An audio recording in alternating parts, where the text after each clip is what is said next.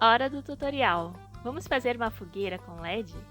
Para a primeira parte, vamos precisar desses materiais: fita de cobre adesiva, um LED,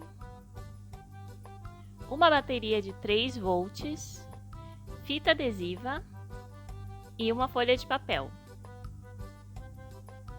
Primeiro, eu colo a fita de cobre no cantinho da folha de papel, com cuidado para não romper na hora de dobrar. Idealmente você não vai romper porque assim a eletricidade pode fluir sem interrupção. Aqui no meio tem que deixar um espacinho que é onde a gente vai colocar a nossa luzinha de LED. E aí no final eu paro bem aqui pertinho lá de onde eu comecei, deixando um espacinho. É aqui que vai entrar a nossa bateria de lítio. Lembrando que ali em cima também tem o espacinho que é onde vai a nossa lâmpada. Então é mais ou menos esse formato. E esse é o nosso LED. Ele tem duas hastes, tá vendo? A maior é o lado positivo e a menor o negativo. A gente tem que abrir essas hastes e posicionar lá no cantinho dele. Para prender, o ideal é usar a fita adesiva igual eu fiz aqui. Eu vou anotar com uma caneta qual o lado positivo e qual o negativo para a gente não esquecer.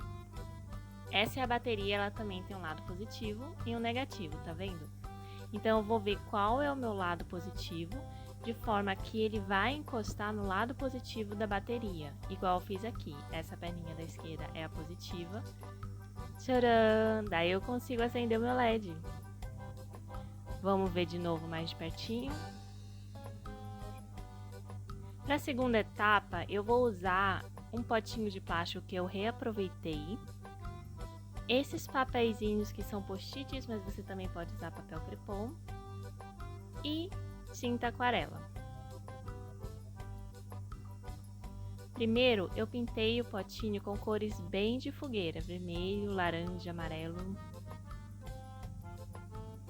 Agora eu vou pegar os meus papeizinhos e vou cortar para colar assim e ficar bem espivitado, igual um fogo.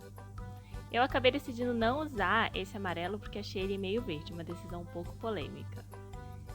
E agora a gente vai juntar as duas partes do projeto. Eu vou colocar o meu suporte aqui em cima de onde está a minha luzinha, vou fechar o circuito e acender. No fim eu ainda coloquei esses palitinhos para decorar. Agora vamos ver como fica no escuro?